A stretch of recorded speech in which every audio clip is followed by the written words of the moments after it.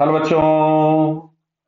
यहाँ लिखा है rod of length L is held vertically on smooth horizontal surface.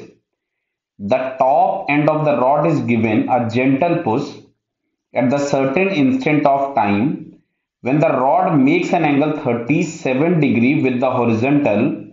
The velocity of the center of mass of the rod is 2 meter per second. The velocity of the end of the rod contact with the surface at this instant is. तो समझो इधर सबसे पहले क्या चीज है। सबसे पहले दिया गया है सरफेस इज स्मूथ।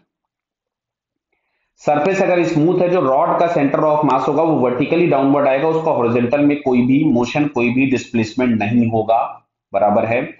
तो कंडीशन तुमको ऐसी दी गई है कि ये मान लीजिए रॉड, ये आपके पास हॉरिजॉन्टल सरफेस है, रॉड को हमने वर्टिकल पोजीशन से छोड़ा था और कभी ये इस वाले एंगल पे है ऐसे। बराबर है। और इसका सेंटर ऑफ मास है जिसकी वेलोसिटी वर्टिकल ही होगी। इसमें डायरेक्शन इन्होंने नहीं दी है, लेकिन ये आपको समझ में आना चाहिए कि its velocity should be vertical. क्यों? क्योंकि हॉरिजॉन्टल सरफेस स्मूथ है, तो हॉरिजॉन्टल डायरेक्शन में कोई फोर्स नहीं, तो सेंटर ऑफ मास पे केवल वर्टिकल में फोर्सेस है, तो वर्टिकल में ही वेलोसिटी आएगी। ये एंगल दिया है 37।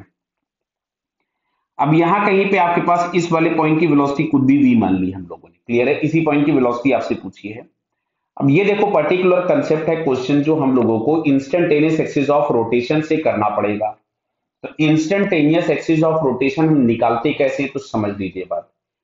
ऑब्जेक्ट पर जितनी भी पॉइंट्स हैं उनकी जो जो वेलोसिटीज हैं आप सब पे परपेंडिकुलर ड्रॉ करो। सब पे सारे परपेंडिकुलर किसी पॉइंट पे जाके इंटरसेक्ट करेंगे, वो आपके पास पॉइंट होगा इंस्टेंटेनियस एक्सिस ऑफ रोटेशन। जैसे मैंने इस पे ड्रॉ किया, ये वाली लाइन, इस वाली वेलोसिटी पे ड्रॉ किया ये ब्लैक वाली लाइन, इन दोनों ने इस पॉइंट पे जाकर के इंटरसेक्ट किया, तो ये जो पॉइंट होगा this is the instantaneous axis of rotation.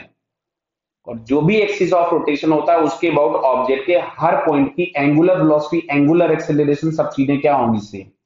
तो अब अगर मैं बात करता हूं कि ये डिस्टेंस है l/2। क्लियर? और यहां से हम लोगों को दिख रहा है कि जो ब्लू वाली लाइन है वो डिस्टेंस इसके बराबर होगी, मतलब ये आपके पास आ जाएगा l/2 cos 37। और ये जो लाइन हमारे पास आएगी आ जाएगी l/2 sin 37। तो ओमेगा इज इक्वल टू हमको लिखना था v/r, तो v अपॉन दिस वन, यानी v upon l/2 cos sin 37,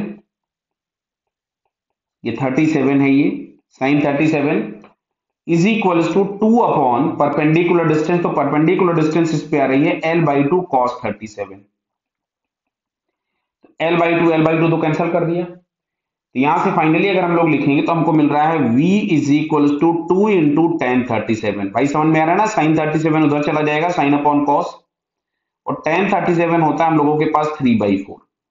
तो फाइनली हमारे पास यहां से मिल रहा है 3/2 मीटर पर सेकेंड।